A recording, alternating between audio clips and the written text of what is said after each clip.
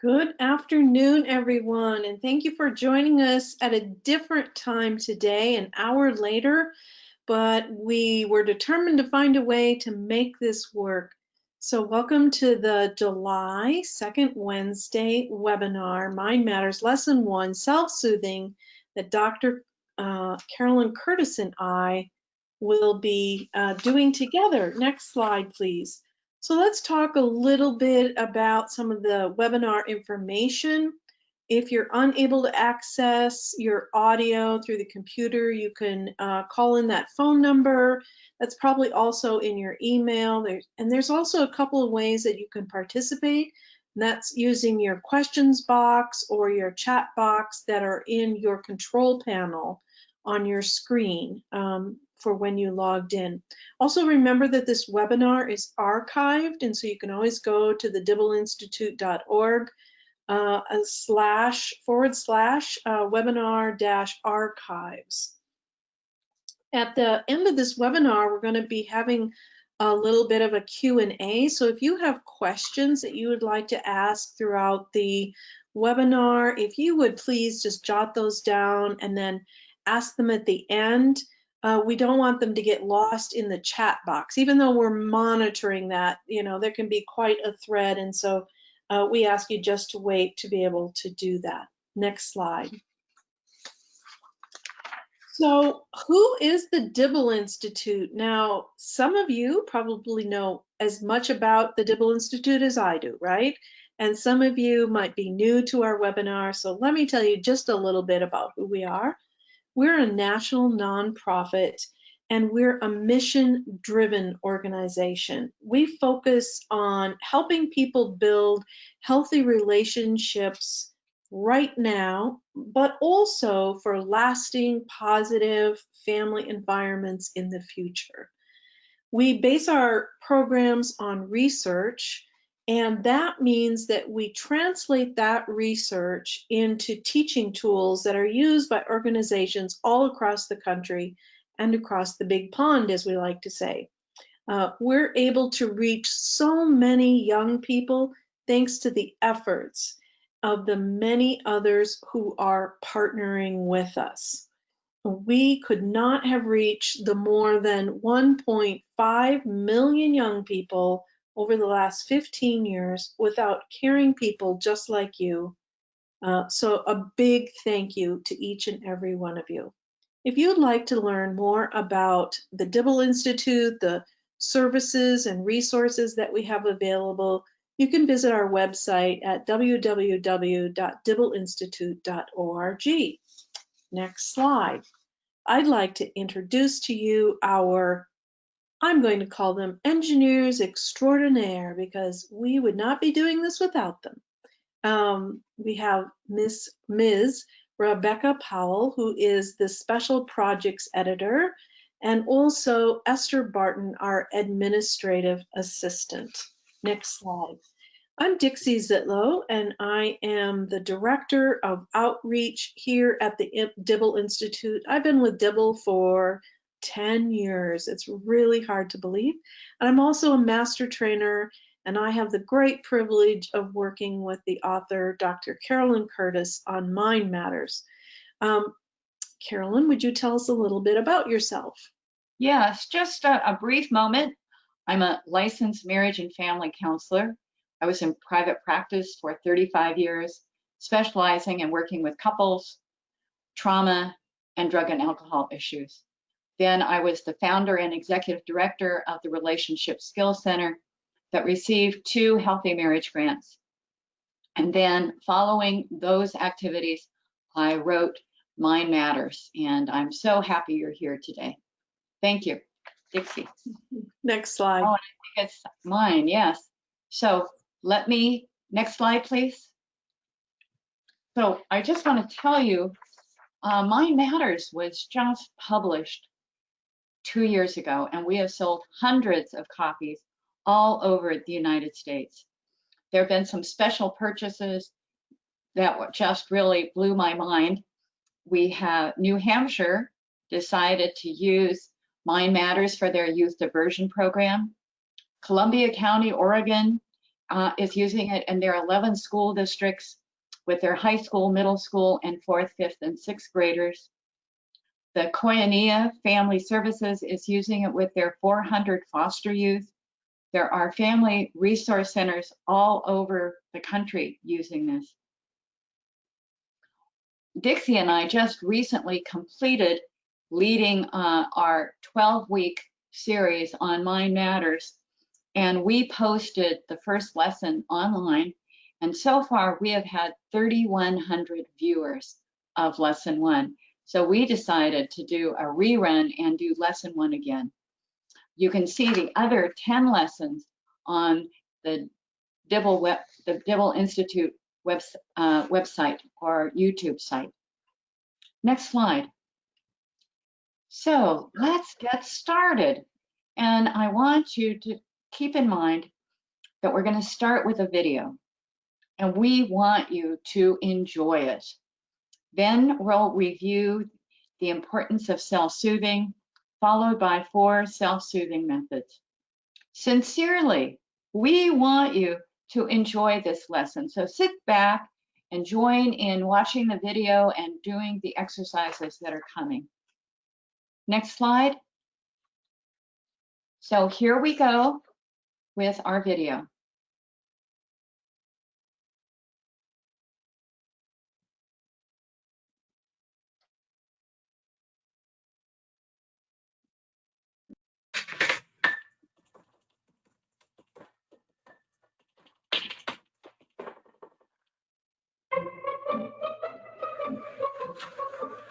Okay, sit in that chair. All right, here's the deal. Marshmallow for you. You can either wait, and I'll give you another one if you wait, or you can eat it now. When I come back, I'll give you another one, so then you'll have two. But stay in here and stay in the chair till I come back, okay? All right.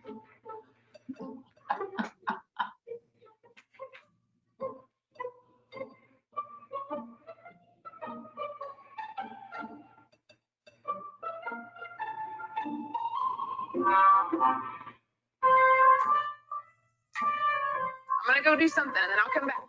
It's yummy. It smells really good.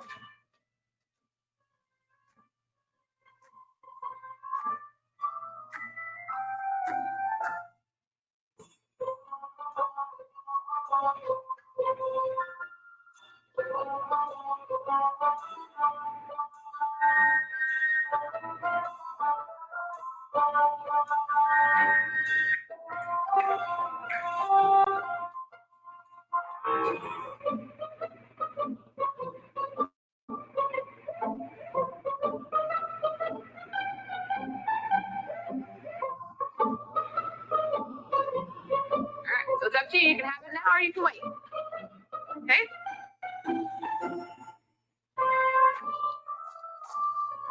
I'll be back. Stay in the chair, okay? Okay.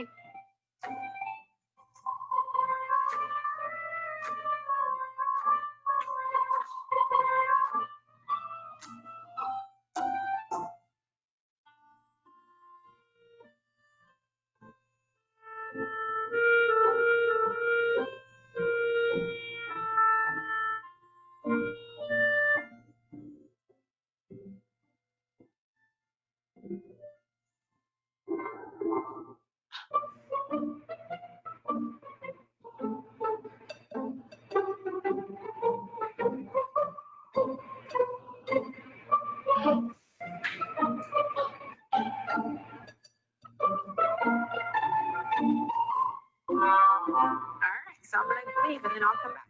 Okay? So you can either eat it right now or you can wait. Either way, okay? Okay.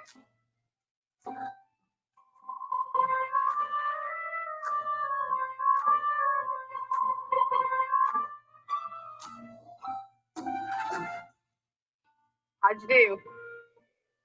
Did you do good? You did? You wanted to eat it, didn't you? Yeah.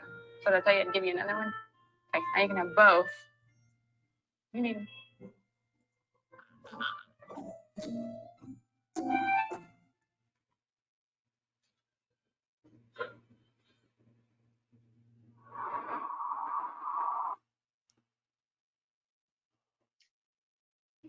Wow, weren't those kids just adorable? This, of course, was not the original study, but a church decided to reenact the study and video it for us. So, and for all of you out there. Next slide, please. So the marshmallow study was done at Stanford by Walter Mischel in 1972. He just most recently passed away. And the social scientists wanted to know what it took to have emotional control, to wait for something and have patience. So he took these young children were the subjects of this research, and how long could they wait? And they kept track of these kids, wait to hear this, for the next 40 years. Next slide, please.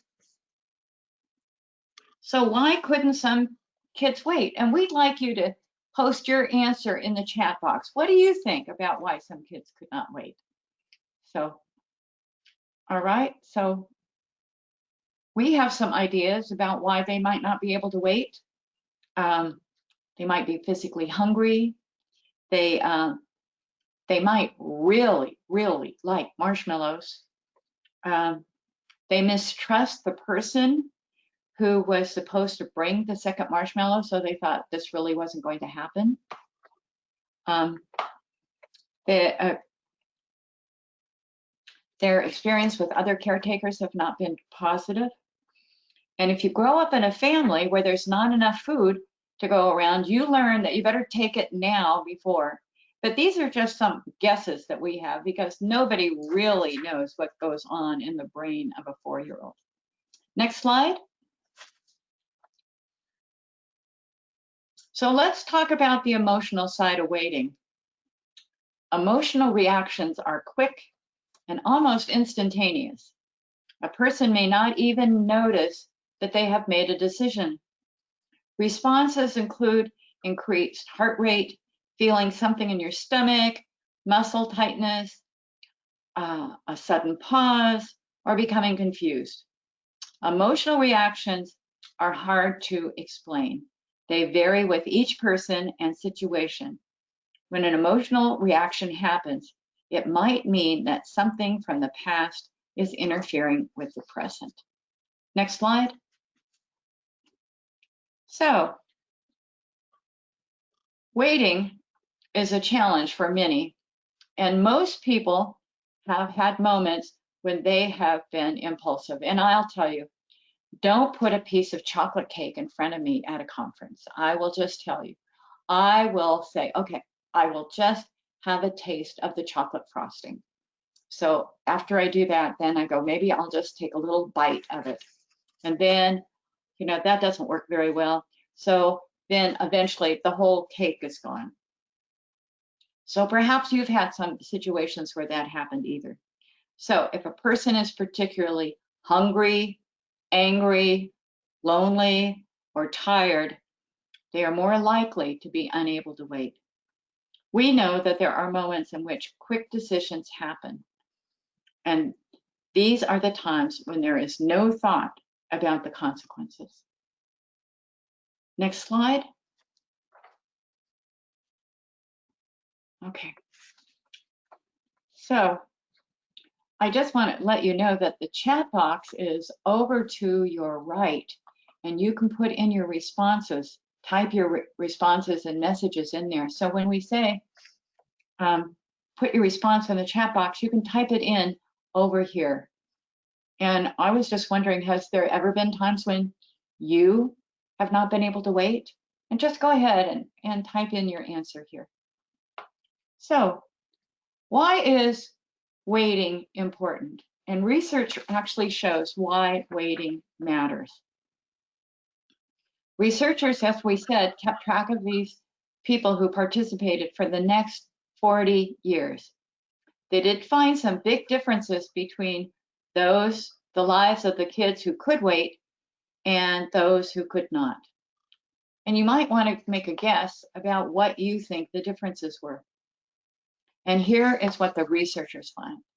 They found there was 125 points different on SAT exams. They made more money. They had lower levels of substance abuse and obesity, had better responses to stress, and were more likely to have long-term satisfying relationships.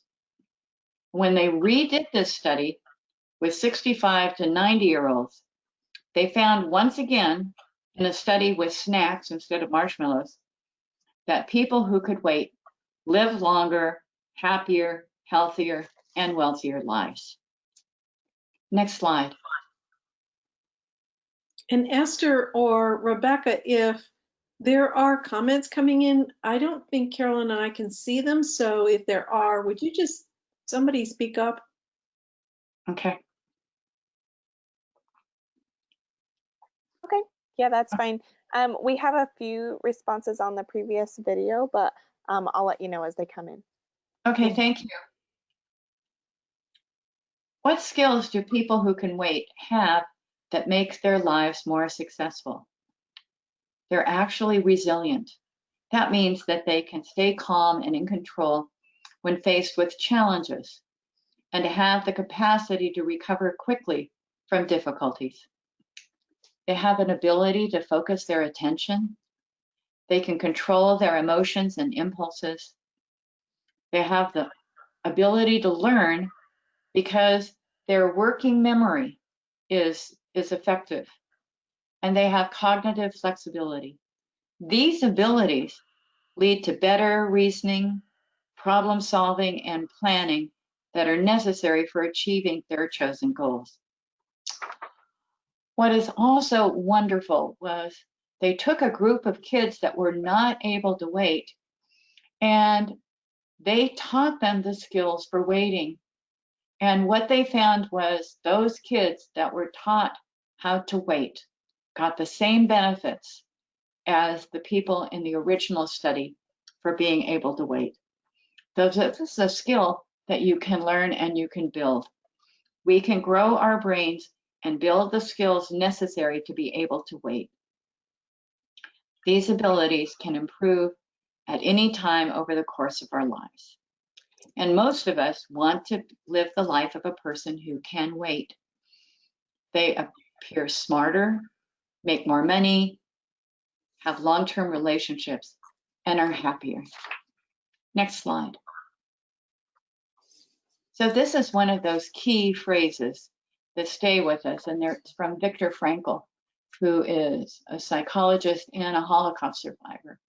His comment was, and you can see this in the picture behind Dixie, which is between stimulus and response, there is a space.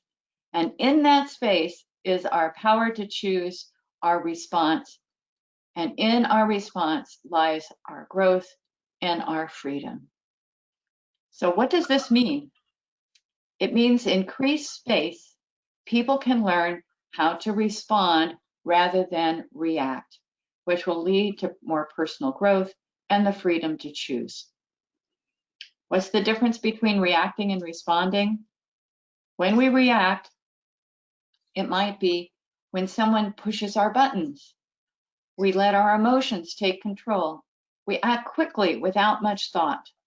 Our hearts race, our breath quickens, and we might even feel sick in our stomach. We often act in ways that we regret. With these exercises, we can learn how to pause and make a thoughtful response. Pause, slow down, think it through, and realize that we have a choice. We act more from logic and less from emotions. We call this making space. Next slide. The purpose of this class today is to become someone who can wait. With Mind Matters, we hope to expand the space between stimulus and response in each moment of every day. Learn skills that are mental exercises. With practice, these can improve our ability to wait. The purpose of this class is to become someone who can wait, someone who can pause. As the research shows, the increases the possibility that we will have healthier, wealthier, and happier lives. right? All we have to do is be a person who can wait. Thank you, Carolyn. Now, that's a lot of great information for each of us to really ponder. I mean, I made the big mistake today, Carolyn, of getting up and turning the news on first Oh, thing. no. You know, I know better, right? I know better, and yet that's what I did. And so I mentioned that little point to bring us to the next slide, which is the Mind Matters Pinwheel. So the program of Mind Matters that Carolyn created teaches both knowledge and awareness, but also skills of how we can grow that section of the brain, as you see in the Venn diagram behind me, between the stimulus or an event or the response. And so we're going to talk about 4 skills today. We're going to look at 4 exercises today that get into that self-soothing curl on the pinwheel. But other things that are taught in Mind Matters are developing an observing self. Or like, how do we do that? What does that even mean? And then also some relationship skills. How do we build relationships with others and build empathy and listening skills? Compassion for the hijacked brain. Oh my, how do we do that? What does self-care mean? And then building and learning intentionality. And it all ties back to this very first little video that we saw about waiting and how that can really make a big difference in a person's life. So today we're going to start with that self-soothing. Next slide, please. So the 4 skills that we're going to look at today are focused breathing, the peripheral vision, 5, 4, 3, 2, 1 skill, and coloring. Next slide. So what exactly can focused breathing do for us? Now, some of the things that we're going to cover today in these exercises, you might go, all right now, I mean, what's happening here? What's going on? What are they trying to sell me right now? No, not trying to sell you anything. We are giving you the opportunity, the same that has been given to us, to consider how using self-soothing exercises can calm us down after we watch the morning news like I did, or having some of the conversations that are going on today. How do I bring myself back into focus? How do I be like, okay, I'm in the here and now, and I want to really hear this person that I may or may not agree with.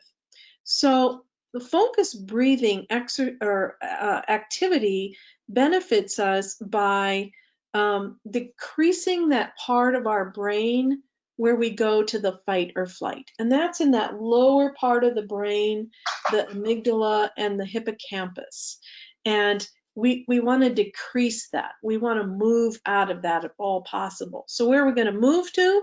We're going to move to the thinking and compassionate part of our brain, which is the prefrontal cortex. We want to not live here, and we want to move more up into here. And focused breathing can help us to be able to do that. Our ability to think about difficult situations increases, and it at the same time reducing our reactivity. Physical changes also happen in our bodies. So there's new receptors that are built at that really busy synapses, and it sensitizes them. And these brain connections grow in just a matter of minutes. To me, that I just find that fascinating. The brain cells also responsible for the troubling thoughts, emotions, and memories, they just begin to wither away, just drift away. They aren't the ones in control. And then our DNA can begin its creative work, causing growth and strengthening connections within our brain. We have reduced levels of those stress hormones then flowing around us. So here's an analogy. Just like repeatedly lifting weights to build our muscles, repeated patterns of mental activities like focused breathing can help build a new brain structure. So let's do this together. All right. So first thing I'd like us to do is to just find a comfortable place to sit.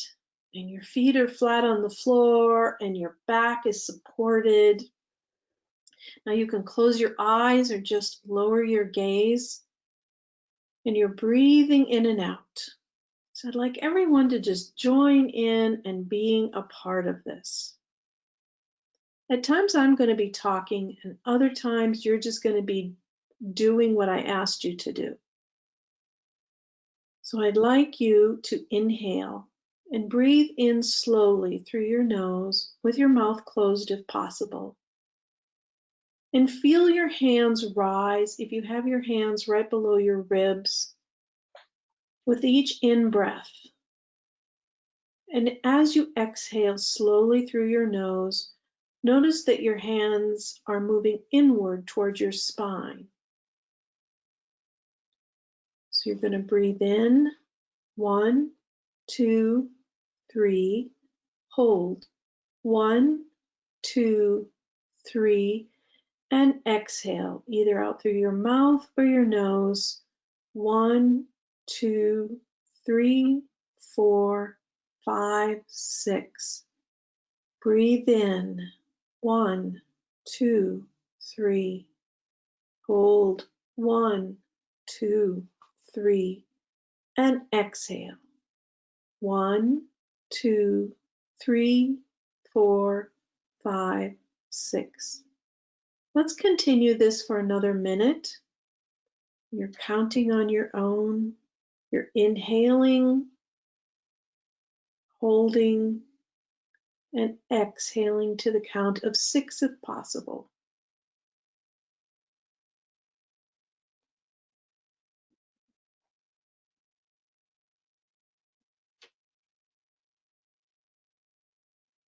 As you inhale slowly through your nose, don't rush or force the air. And feel your belly rise.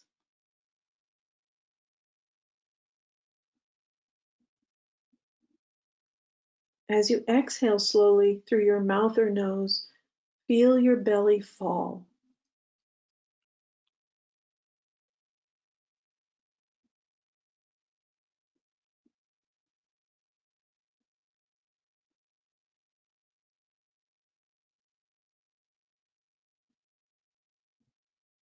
Okay, we're going to breathe in again.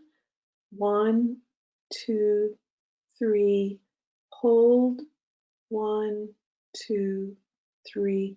And exhale. 1, 2, 3, 4, 5, 6. So as you continue to learn how to do this and practice this on your own, you can do it like for, maybe you start out with a short number of minutes and build up each time. Notice, this is a key word that Carolyn uses. Notice what is happening as you do this. Notice what is going on in your brain. Notice what is going on in your bodies. Now I'd like you to move from your focused breathing back to where we are. Wiggle your toes and your fingers. Open your eyes if they were closed. And be in the here and now. And in your chat box, would you please put some of your comments? And if one of our lovely engineers would like to share some of those comments with us, that would be great. And I know, Carolyn, somebody asked earlier, how long is this wait? And I'm assuming they're talking about the marshmallow test. Yeah. The original marshmallow test, it was the 15 minutes that they waited. Wow. And it was mostly with 4-year-olds. So you could see how that could be problematic. But if you're asking questions that were beyond the marshmallow test, the amount of time we need to wait varies. For me, I mean, just simple things like remembering to put on my face mask. Mm. That's one of those that if I don't slow down enough to remember. And I'm one of those, I'm in that high risk population that wearing a mask, and I want to thank everybody who wears a mask because you are protecting me. And but wearing a mask and slowing down. And then another time about how long do you need to wait between the time you meet someone and you commit to a deeper relationship. Of course, that varies too. Okay. Great. There's some awesome comments coming in here. I'm just going to read a few of them, but thank you each and every one of you for responding. A lot of, I feel refreshed and I feel like I'm in the here and now, extremely relaxing, awesome. And there was one in particular that Ready I to saw. take a nap? Help me get ready to take a nap? Yes. Really helped me to increase my breathing.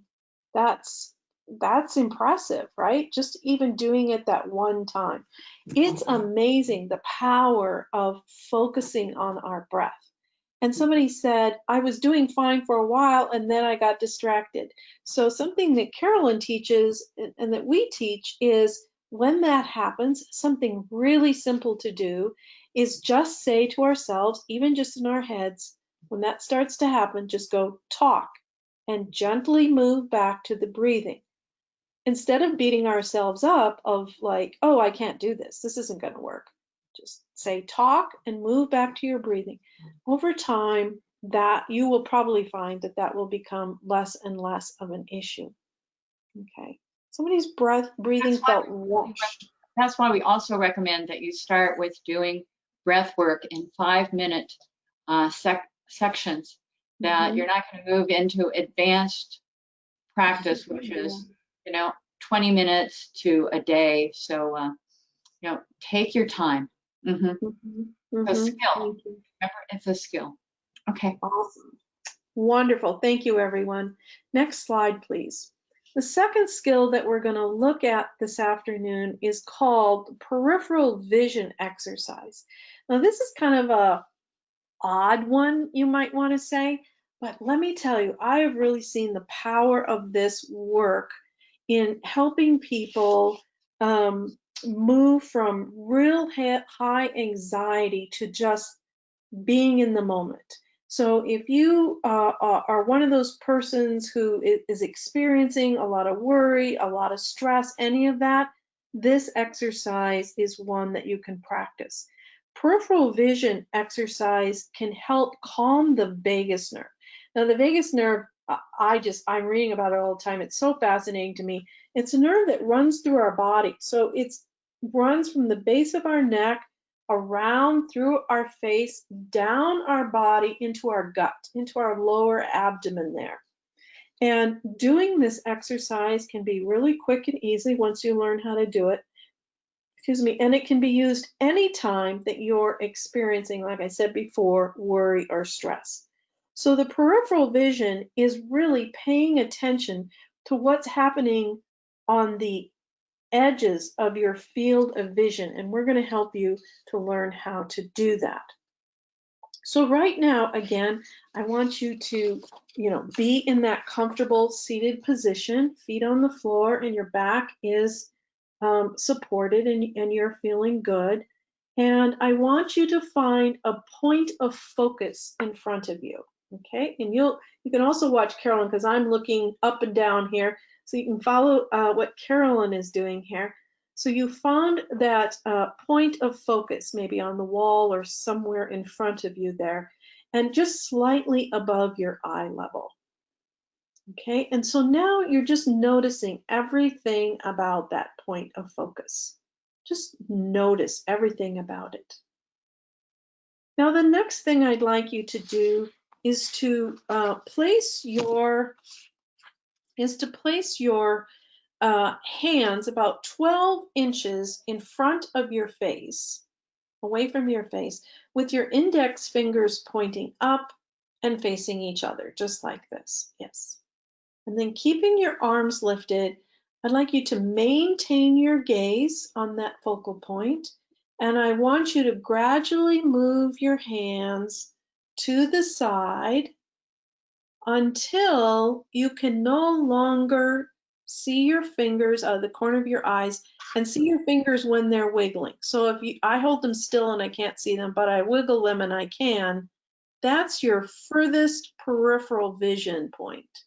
And that's what we're looking for at the moment. So you're looking at your focal point, wiggling your fingers, you see where they are. Okay, now that we have those things established, we're again focusing on that focal point, and I want your eyes to continue moving without moving your eyes. I want your vision to continue to broaden to either side of that point. Your field of vision gets wider and wider until you're paying attention to what you see out of the corner of your eye. Right? As you're doing that, I'm going to count to 10. 1, 2, 3, 4, 5, 6, 7, 8, 9, and 10. All right. Now let's do it one more time. Now we know where the far peripheral vision is, so we don't have to have our hands up. Find your focal point out in front of you, and we're going to look at that. We're going to notice everything about it. We're going to broaden, widen our view around the focal point out to our far peripheral vision without moving our eyes or our head. I know this can be challenging, so be patient with yourself.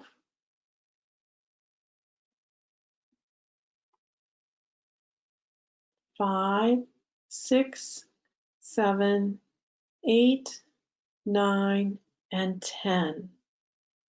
Okay, so how was this experience? What did that feel like? Was it a little weird? What were you also able to notice? Be thinking about that. What were you able to notice? Could you keep your eyes focused on the point while you were able to widen your peripheral vision, move out to your peripheral vision? I did this with a friend of mine, and she was having an anxiety attack. And so we did this together a couple of times.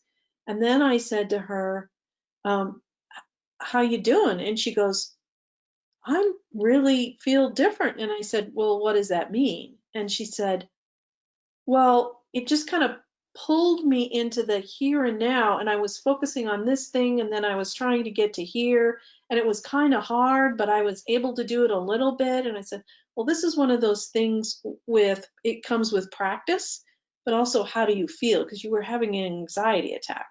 And she goes, yeah, no, I'm not having an anxiety attack. She said, and all of a sudden I feel like maybe there's more than one point of view about what I was having an anxiety attack over. So that is really amazing. Okay, what are some of the comments we have here, Carolyn?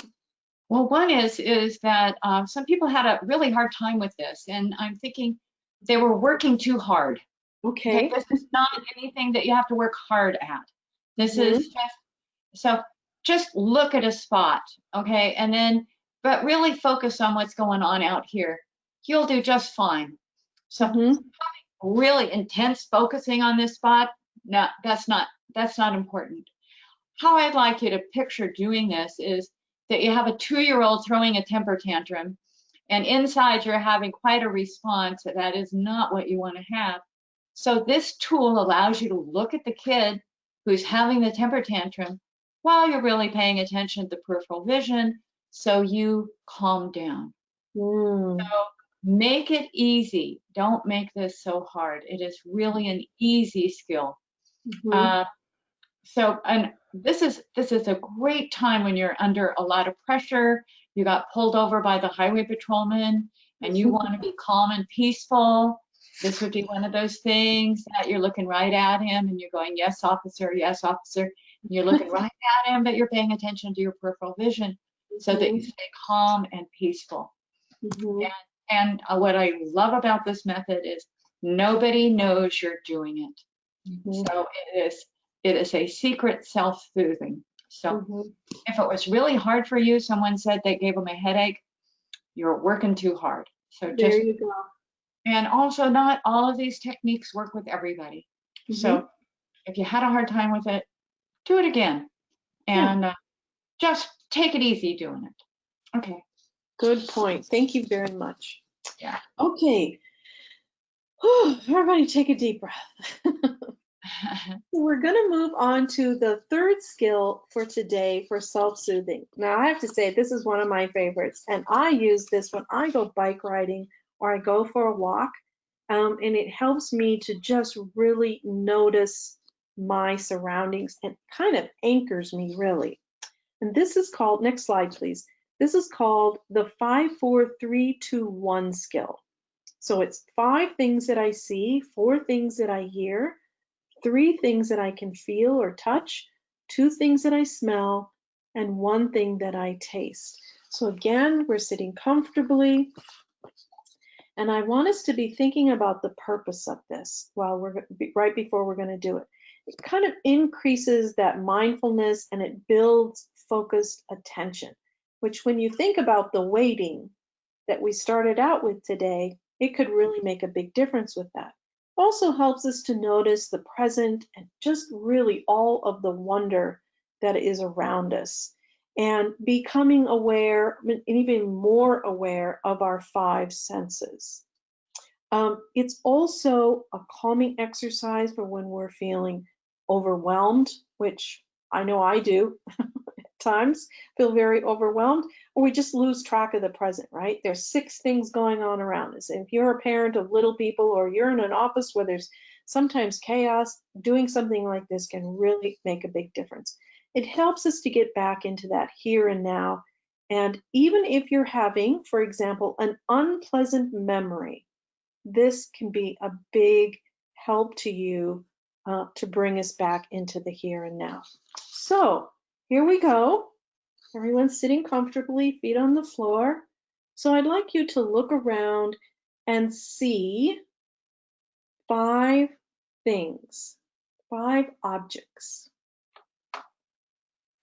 5 different objects. Consider their shape and their colors. Are they symmetrical? What kind of texture does it look like they have? Find 5 things and really look at them.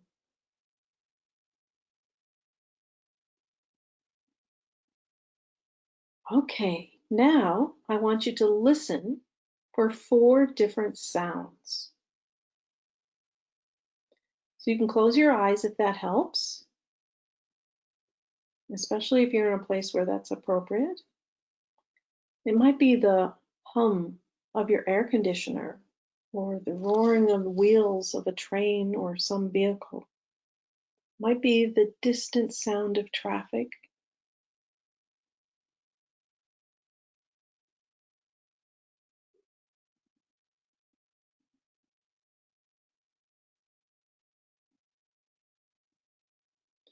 Let's focus on 3 things that we feel, 3 body sensations.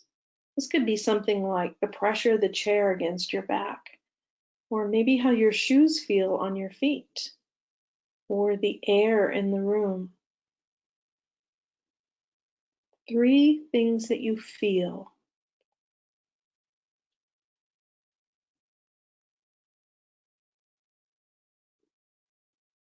And now I'd like you to notice 2 odors that you can smell. Maybe perfume or snack.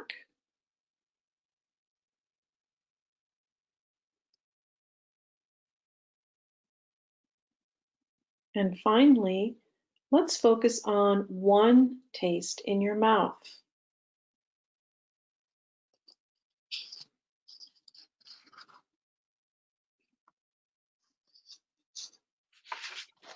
Okay, let's find out how that went for you. What did you notice when you were doing this exercise?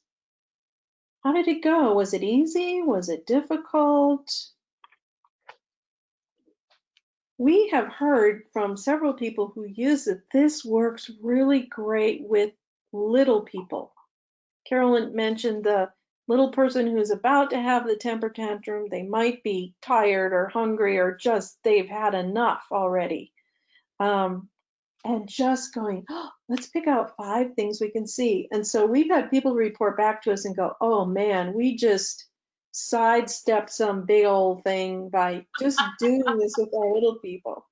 And this one person wrote in and said their little person started doing it when they started feeling anxious. Like, okay, what are 5 things that I see? And 1, you're adding in, I'm counting, and 2, just those observing skills and really feeling like they can have some control over their own bodies and what's going on around them when they don't always feel like they have control. Carolyn, any comments that you'd like to share? The Koinonia Family Services found that this was one of the exercises that many of their foster youth asked to be led through in terms of a way of soothing them. It's a wonderful exercise. And the next slide, I think, fits really well here. So let's go forward.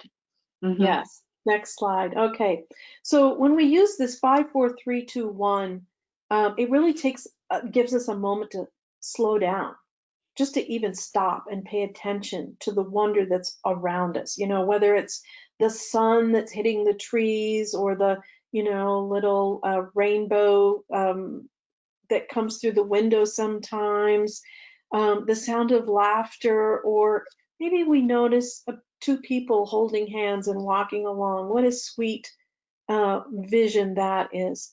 So I have a great story. I have a story here from Carol Frame, who worked with us on this curriculum, and she talked about hiking through the Adirondacks, and the group that she was with was really starting to get sort of difficult.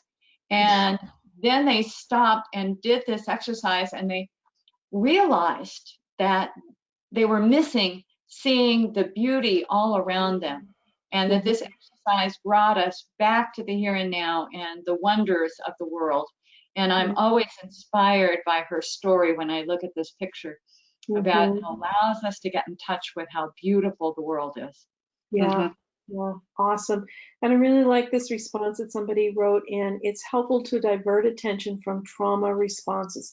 That is so true. We see that all the time. Yes, thank you for sharing that. This can also help us to become aware of whatever feelings are surfacing within, which really goes to the response of the participant here. You may find yourself better able to deal with those stressors that you just face on an everyday basis or all around you. Next slide. So one last skill that we'd like to share today, and I know people sometimes have a funny response to this. They're like, what? Coloring? How does that? No, that can't be right. Well, it's an interesting thing that can happen when we color. It can reduce our stress response. It can train our mind to focus on just one activity. And yes, we live in a world where doing 6 things at the same time is somehow a good idea. I don't know. It's not really a good idea. And focusing only on one activity at a time helps to improve our memory. It can reduce that emotional reactivity, and it can really improve cognitive flexibility. Just think about that. So I used coloring when I used to teach high school. I would put students in groups of 4 after a history lesson and give them coloring books that had to do with the topic. Amazingly enough, I found those. And they would color. And what I discovered was that as they were coloring, they were processing the information that they had learned, and they would start to very organically have a conversation about it, ask questions, give opinions. And I was like, this is fascinating. I also find that when I'm feeling really stressed at the end of the day or during a phone call that I don't want to be on, of course, that never happens, I might be doodling or coloring, and it can really calm me down and make a big difference for me. Awesome. My mom loves to color. I should start. Yes, you should. I'll just say that out loud. Next slide, please. So we hope that you also find that as a great self-soothing activity. So why are we doing these self-soothing exercises? I mean, what's the purpose other than they feel good and they're a bit challenging, some of them, but so why would we even do this? Have you ever said to yourself, "Oh, I just shouldn't feel this way," or "Oh, Dixie, just stop it. Just stop being so depressed. Just stop thinking about that." So what is happening when I'm doing this? I bet some of you out there have actually experienced some of these same things and noticed this happening with you. So this is actually our nervous system talking to us. It's trying to get us to shut down our arousal, our distress, our discomfort that we're experiencing at the moment. So when we use self-talk to try to control those thoughts, we're using our primary language, English, Spanish, French, whatever our primary language happens to be. Here's the thing though, our nervous system does not speak English or whatever our primary language is. It's nonverbal. It operates by sending signs and sensations to the brain center, either way, conscious or unconsciously, and then the brain interprets those signals, signs, or sensations, and it assigns words to that, a meaning to that experience. And that's why we are doing these exercises, although some of them might feel very unusual, because we're working at a brain level. Next slide. We're learning a new language to communicate with our nervous systems. So everybody applaud themselves because you've learned something new today, okay? Next slide. So how to communicate with our brain using that nervous system, again, our nervous system communicates with signs and sensations. And this is to control the system using signs and symbolic practices is necessary, right? So methods of practice are the things that we learn today, sitting quietly, observing our body, noticing our body, breathing, the peripheral vision, the 5-4-3-2-1. These exercises message the nervous system, telling it to reduce its anxiety and reactivity, to return to a more comfortable state. These exercises also can teach us how to wait, which is where we started today, rather than just react or what am I going to do? And then just think of that tension building up. That marshmallow research, we learned that waiting is important. It's important to us maybe right now, but also for our future, especially if we're talking about younger people. This is true at any point in our life. By doing this exercise, we can learn how to wait and how to pause and to increase our ability to think rather than just reacting. So the exercises, and there's a lot more of them contained in Mind Matters, are specifically designed to lead us through daily exercises that can increase our ability to wait so that we can respond with more emotional control and stability and become more resilient. Next slide. And of course, like everything else in life, when it comes to skills, it takes practice. It isn't anything we manage to do automatically. And so what we're doing is creating a new habit of mind. Learning how to self-soothe and reduce reactivity will take time. And being able to stay calm and in control when facing challenges is one of the key factors in being able to bounce back from difficult experiences. So keep that in mind about creating practices that happen every day. Next slide. We're going to offer you this really fun challenge, which is perhaps when every time your phone rings or you get a text message and there are all these little beeps and sounds going on, how long can you wait? What a wonderful waiting exercise just to see how you can self-soothe, to wait, to respond. So you can do this every day. Someone actually asked if there was research about the effectiveness of coloring. Yep, there is. All you need to do is Google it and it will show up. Next slide. What we recommend you do is take time to make a practice plan for practice. How often are you going to practice your breathing? Is it going to be once a day? And when are you going to do it? And where are you going to do it? Because all of those things have to be planned ahead of time to make it work. So make sure you take time to make a practice. Okay, next slide. So what we want to say is, please enjoy this opportunity to create space. And hopefully you've gotten maybe 1 or 2 tools that work for you, or that you're going to try experimenting it a little bit. So as you leave, please be kind to yourself, celebrate others, and enjoy your week by creating some calm and peacefulness in your life. Next slide.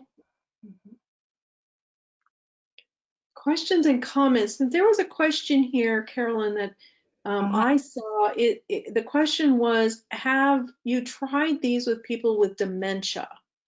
I have not tried them with dementia, so I don't know. And I haven't looked up the research on that either. So I really don't know the answer to that. That's a very good question, though. So if whoever out there, if anyone else knows some good research about that, please share that with us. We would love to know that as well. Any other questions out there that you all have for Carolyn or I?